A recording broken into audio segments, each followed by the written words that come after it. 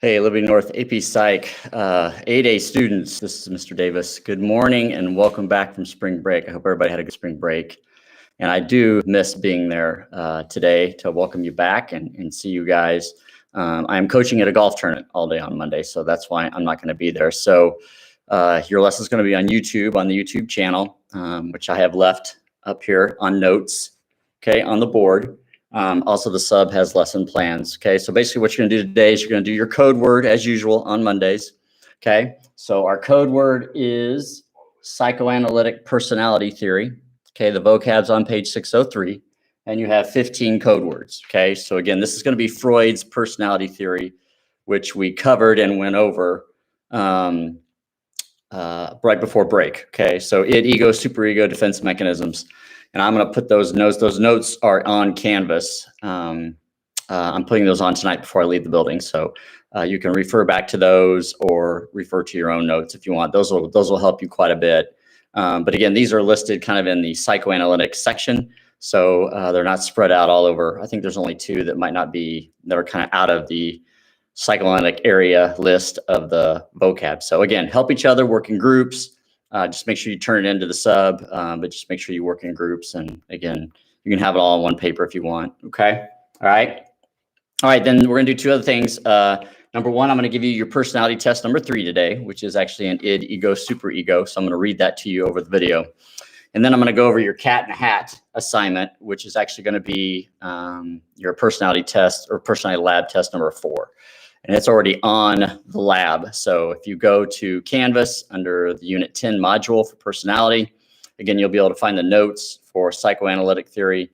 And then you're also going to be able to find the cat in the hat assignment. So basically, I've got the video link there. You're going to watch the cat in the hat, the original video.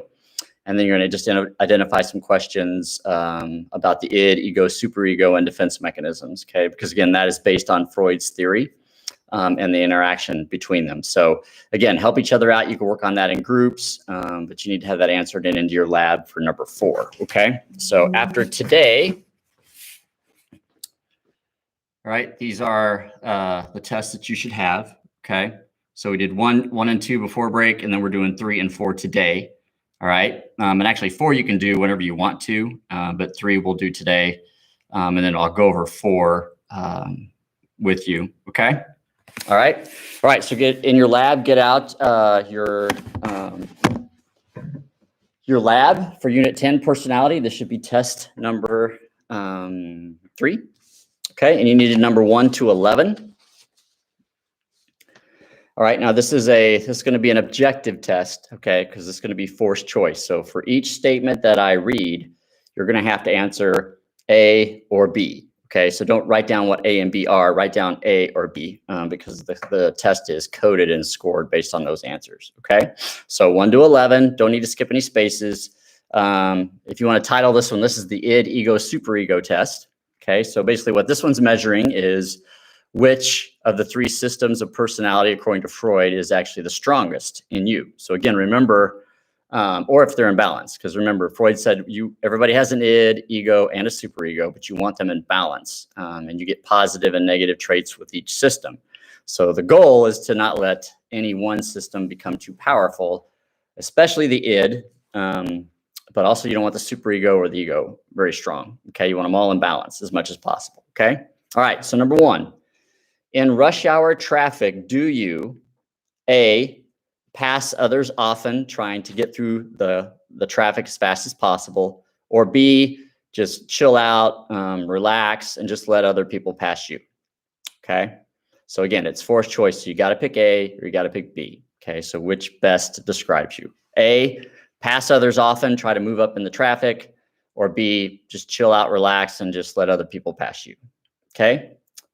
All right. Number 2. There's a very, very slow moving turtle in the middle of the road. Okay. All right.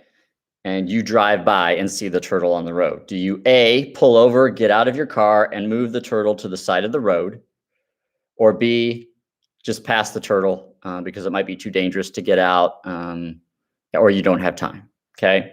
Now I should say this is there's a very slow moving turtle on a 2-lane, usually quiet road. Okay. All right. So A, pull over, help the turtle. B, just pass it because it's not safe enough, or you don't have time. All right, number 3. All right, you're going to go back in time to the Black Plague. Okay, your entire family has been infected by the Black Death. So you have a choice. You yourself are not yet infected. A, stay behind, risk your life, stay with your family, help your family. B, run away and save your own life. All right, number 4. A person in front of you at Target has forgotten, a person in front of you at the counter in Target, so you're checking out, has forgotten her purse and is unable to pay for her $10 purchase. She asked you for help. Do you, A, help her pay for the items, or B, nonchalantly act like you don't hear her and move to a different line? Okay, so A, help her pay, or B, move to a different line. Number 5, it is Valentine's Day. For the person you are dating, you no longer have feelings for.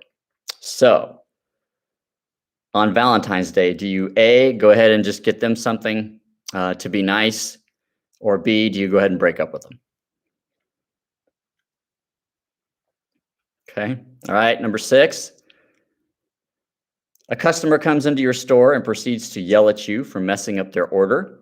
Do you A, argue with the customer and stand your ground, or B, agree with the customer and try to help the customer? So A is argue, defend yourself, or B is calmly take what the customer is giving and then just help them out the best you can. Number 7, a large group of elderly people are getting ready to cross the street, which will take many minutes, as you are on your way to a very important job meeting and you are a little late, and you're driving towards this intersection and you're approaching this group of elderly people.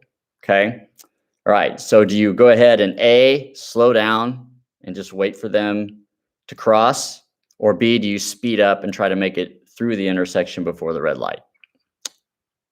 And you're not going to hit any of the elderly people by getting through the light or the intersection. You just either, you know that it's going to be close, you're going to go ahead and slow down for A, or B, you're going to speed up and try to basically go through the intersection on yellow light. Number 8, a neighbor's dog gets off its chain and bites you. Do you A, approach them and demand that they pay your medical bills, or B, just act like nothing happened and take care of it yourself? All right, number 9, on Black Friday, a crowd is trampling a person at the store that you are in. Do you A, try to help them out and save them, or B, just ignore the situation and continue shopping and make sure you get your deals? Okay. Number 10, you go to the high school vending machines, insert your money, and then your Pop-Tarts get stuck at the end of the rack and they won't fall down. Do you A, violently shake, kick, and rock the machine to try to get your Pop-Tarts to fall out, or do you B, go to the office for help, or insert more money? Okay, so A is shake it, kick it, try to get them to fall out on your own, or B is go to the office or insert more money. And number 11, you are a student taking a very important test in a class. You notice a student cheating on their test. They are not cheating off of you, but they are cheating. Do you A, pull them out? Do you A, confront them on it, either during or after class, or B, do you just let it go? Okay. All right. Okay, so again, you had to write A or B down. All right, so hopefully you did that. All right, I'm going to give you a letter to put by your answer. We're going to go back through them. Okay, so number 1, if you put A, you need to put down an R. If you put down B, you need to put down the letter S. Okay. Number 2, A is S. So if you wrote A, put the letter S. If you wrote B, put the letter R. Number 3, A is S, B is R. Number 4, A is S, B is R. Number 5, A is S, B is R. 6, A is R, B is S. 7, A is S, B is R. 8, A is R, B is S. Number 9, A is S, B is R. Number 10, A is R, B is S. And number 11, A is R, B is S. Okay? Now, what you need to do is add up in total how many S's and how many R's that you have. Okay? I'll give you a second to do that.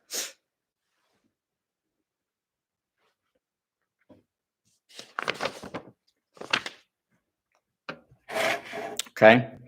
And you can pause the video. All right, so R equals the id. Okay? S equals superego. Okay? All right? So the goal of the test, if you're going to Freud, is you want to have those balanced. So like a 6-5, 5-6. Because if they're in balance, then the answer would be the ego is actually the strongest dimension in your personality. If the id has more, if you have more R's, that means your id's stronger. And if you have more S's, that means your superego is stronger. Okay? All right. Now, again, what Freud said is we're going to get into trouble in healthy personality tests if we have one that's really dominant. So as long as they're close together, then your ego is going to be a little bit stronger, which means it's maintaining the tension and the conflict between the id and the superego. Again, remember, the id is the devil, superego is the angel, you are the ego, okay? And you're constantly trying to maintain the balance between these two warring systems of your personality, okay? While at the same time, hold on to the personality traits that they can give you that will help you, okay? Okay, all right, so that's your personality test. So the next thing you need to do, and probably get started on it, but if you go to the Unit 10 lab and you click on that, again, it lists all the personality tests that we're going to take that you need to have by the end of the lab, and we'll kind of modify that as we go. But basically, the first 3 are there, and they're right. So you need to have Freudian test, the walk in the woods test, and the id, ego, superego test, which we just took today. All right, number 4 we're going to do is the Cat in the Hat, which I've got down at the bottom of that list, okay? And what it is, you're going to watch the original Cat in the Hat video, the cartoon one. You can fast forward the singing. And if some of you might not even have to watch the video. If you're very familiar with the story, you might be able to fill out the questions. But I've got questions on that lab of just basically identifying the characters that represent the id, the ego, the superego. Okay, also just identify one id, ego, superego conflict within one character, and then give me, I think, 2 examples of defense mechanisms. Okay. Now, that should not be very hard at all because the whole video is based on Freud's theory and the interaction of the id, ego, superego, and defense mechanisms. So they're all there. So there's not just one answer. There's multiple answers, okay? All right, but the main characters you're going to look at are Sally and Conrad, who are the children, the cat, the fish, which is Mr. Finkelstein, I think, okay, and then the mother, okay? All right, so, and then also thing 1 and thing 2. Yeah, so you just have those characters that you have to identify which one do they represent, the id, ego, superego. And then with any one of those characters, you can kind of pick out an id, ego, superego conflict that they might have and just label it like the id would be saying this, the superego would be saying this, the ego would be saying this, okay? So that would be like the examples we talked about before spring break about like your alarm clock. If you see something that you really want and you're at the store, you know, it'd be kind of those things. Or if you're having a conversation with somebody and you're angry with them, you know, you really want to say this, but you don't, okay? And so on and so forth, okay? All right? So, and then if you have any questions, obviously, you know, you're not turning this in now. So if you have any questions, you can wait till Thursday and I can answer those for you, all right? But this is kind of the goal of what you need to have done by the end of today. So personality tests 3 and 4, and then your code word, this is the 4th code word assignment for 100 points. And the first one is psychoanalytic theory. And there are 15 terms. Okay. All right. So again, here is this. I'll tweet this out tomorrow. I'll take a picture of this as well. Okay. And again, I miss you guys. Sorry I can't be there today. I was really looking forward to seeing you guys, but I'll see you on Thursday. Okay. If you have any questions, you can also email me because I'll be coaching, but I'll have my phone with me throughout the day. All right. Have a good Monday, and I will see you guys on Thursday.